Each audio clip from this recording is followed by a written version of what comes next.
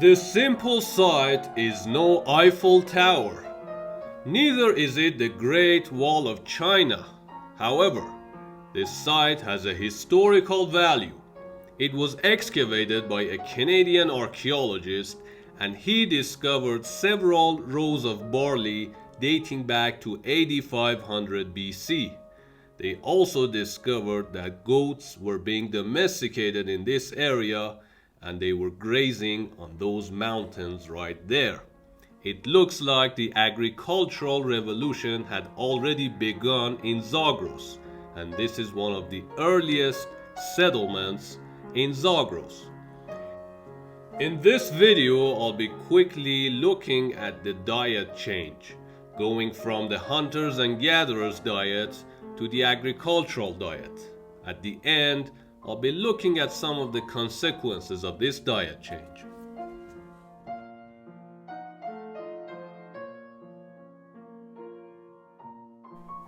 The main component of the agricultural diets were always cereals. Cereals such as wheat, rice, corn, all starch-rich vegetables like potatoes. Therefore, carbohydrates provided about 70 to 80% of the energy in the agricultural diets. Now let's compare that to the hunters and gatherers diet. About 35% of the hunters and gatherers diet was meat. Therefore, protein supplied about 37% of their diet. And so we can already see a major shift happening in diet. Now, if we oversimplify the situation a little bit, human beings were shifting from a meat-based diet to a grain-based diet. Now, let's quickly compare the nutritional values of a meat to a cereal.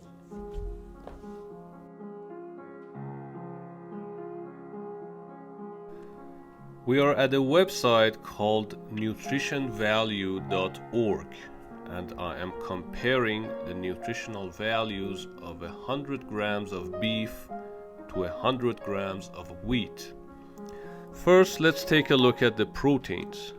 Proteins are made of amino acids, and the amino acids are the essential building blocks of every cell. And you can already see that the amino acid content of a beef is higher than the amino acid content of a wheat.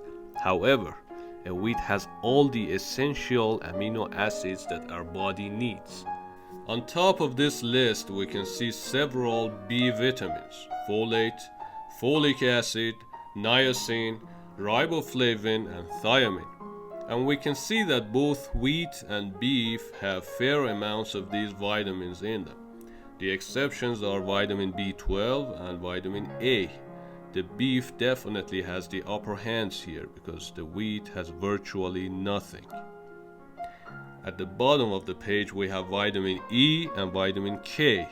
This time the wheat has the upper hands. So if we ignore the minor differences, a wheat is a match for a beef. So a wheat can cover up for a beef. Humans can survive on either of these diets, a grain-based diet or a meat-based diet. But of course, there were some tiny little problems associated with the agricultural diet. For example, gluten sensitivity or lactose intolerance. But still, the hunters and gatherers diet is considered to be more healthy because it is more diverse.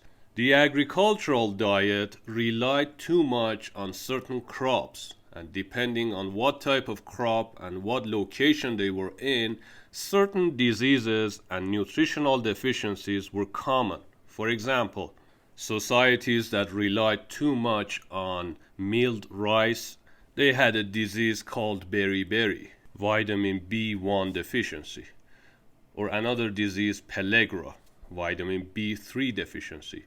Most of these deficiencies were in the B vitamin categories.